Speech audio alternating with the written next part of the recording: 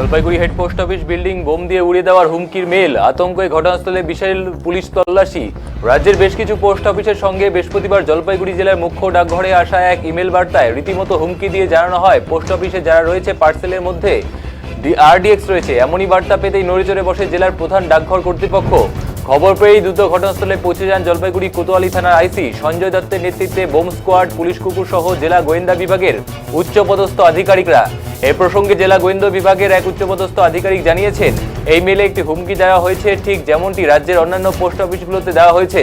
আমরা বিশেষ গুরুত্ব দিয়ে বিষয়টি খতিয়ে দেখছি। অপরদিকে এ প্রসঙ্গে জলপাইগুড়ি হেড পোস্ট অফিসের পোস্টমাস্টার দেবজ্যোতি ভট্টাচার্য বলেন, বোম স্কোয়াড এসেছিল, পুলিশ কুকুর দিয়ে তল্লাশি চালিয়ে পোস্ট অফিসে আসা সাধারণ গ্রাহকদের আতঙ্ক দূর করা হয়েছে।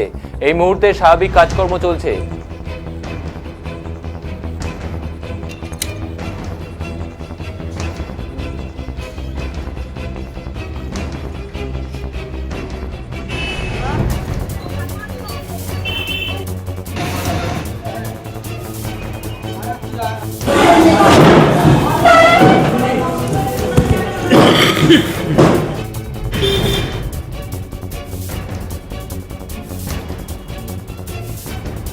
এই মুহূর্তে যে গুরুত্বপূর্ণ খবরের দিকে আমরা নজর রাখছি, জলপাইগুড়িতেও কিন্তু বোমাতঙ্ক ছড়িয়েছে। Jalpaiguri head post office building বোমা দিয়ে উড়িয়ে দেওয়ার হুমকির মেল, আতঙ্কে ঘটনাস্থলে বিশাল পুলিশ তল্লাশি। রাজ্যের বেশ কিছু পোস্ট অফিসের সঙ্গে বৃহস্পতিবার জলপাইগুড়ি জেলার মুখ্য ডাকঘরে আসা ইমেল বার্তায় রীতিমতো হুমকি দিয়ে জানানো হয় পোস্ট অফিসে আসা পার্সেলের মধ্যে আরডিএক্স রয়েছে।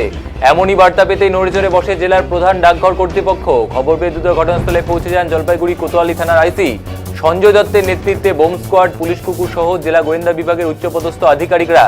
এ প্রসঙ্গে জেলা গোয়েন্দা দপ্তরে এক আধিকারিক জানিয়েছেন, ইমেলে একটি হুমকি দেওয়া হয়েছে, ঠিক যেমনটি রাজ্যের অন্যান্য পোস্ট অফিসগুলোতে দেওয়া হয়েছে।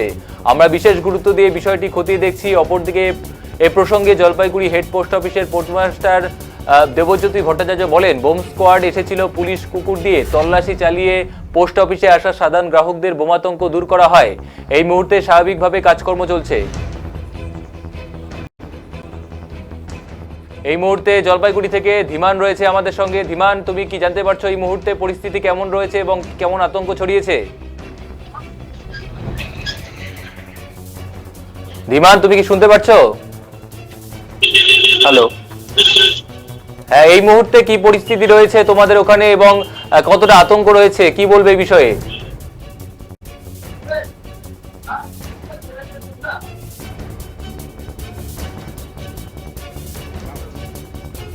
Jalpaiguri head post office building দিয়ে উড়িয়ে দেওয়ার হুমকি আর আতঙ্ক, ঘটনাস্থলে বিশাল পুলিশ বাহিনী পৌঁছেছে।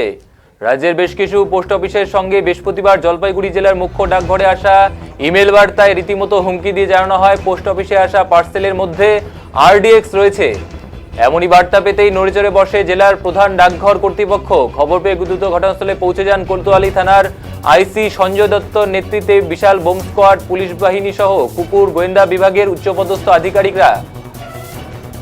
এই প্রসঙ্গে ধীমান আমাদের সাথে রয়েছে। ধীমান, শুনতে পাচ্ছ? ধীমান রয়েছে আমাদের সঙ্গে।